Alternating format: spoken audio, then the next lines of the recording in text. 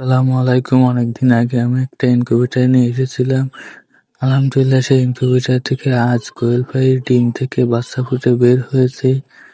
যেই ডিম আজকে আমরা ইনকিউবেটরের ভিতরে ১৫০ পিস ডিম দিয়েছিলাম। আলহামদুলিল্লাহ ৮০ পিসের মতো কোয়েল পাখির ডিম বের হয়েছে। কারণ আপনারা বলতে পারেন এত কম কেন? আমাদের অনেক দিনের আগের ডিম ছিল, সেই কারণে ডিমগুলো নষ্ট হয়ে গিয়েছিল। আমিও চেক করে নিয়েছিলাম, তবে সেই ডিম থেকে বাচ্চাই ফুটেনি, নষ্ট হয়ে গেছে গোলা হয়ে, যে কারণে বাচ্চাই ফুটেনি।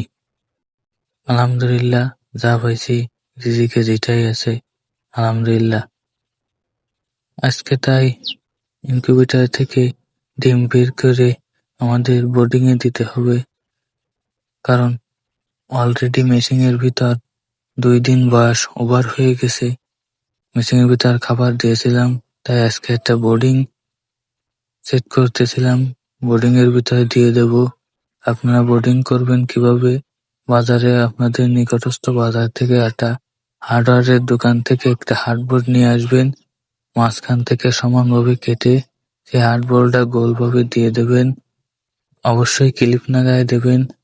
ক্লিপের দেওয়ার পরে নিচে একটা চট দিয়ে সেই চটের উপরে আপনারা কাঠের গুঁড়ো সমিল থেকে যে কাঠের গুঁড়ো বিক্রি হয়, সেই সমিল দিয়ে দেবেন। যেহেতু এক এক জায়গায় এক এক রকম দাম, আমাদের এদিক দাম একটু কমই, যেহেতু আমাদের মিল আছে। ১০০ টাকা বস্তা নেয়, সেই গুঁড়ো দিয়ে দেবেন। আরো ধানের তুষটাও দিতে পারেন, কারণ ধানের তুষ দিলে আরো ভালো হয়। আমি ধানের তুষ দেই, কিন্তু ধানের তুষ এখন নাই আমার কাছে আপাতত, তাই আমি কাঠের গুঁড়ো দিয়েই বোর্ডিং করব।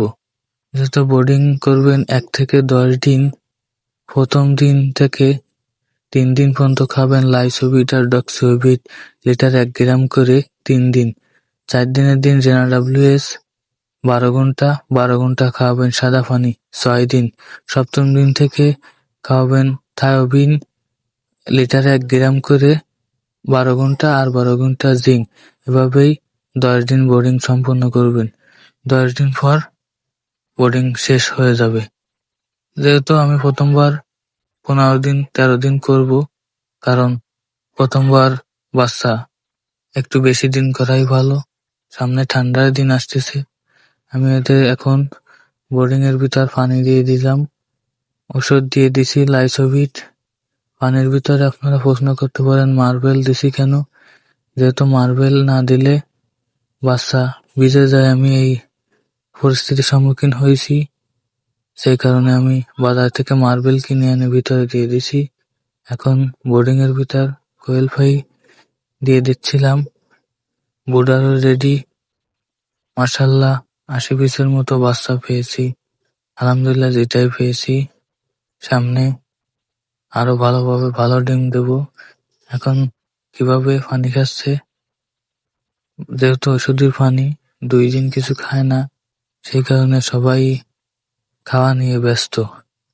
আর একটা কথাই বলি, আপনারা যারা নতুন খামারি তারা কখনোই 0 বস্তা কিনবেন না, একটু বড় বস্তা কিনবেন। পানি দেওয়ার পর এখন খাবার দিয়ে দিচ্ছি, যেহেতু ওরা ৩ দিন কিছু খায় না। সবাই আমার খামারের জন্য দোয়া করবেন, আমার খামারে যেন বারাকা দান করে। আসসালামু আলাইকুম।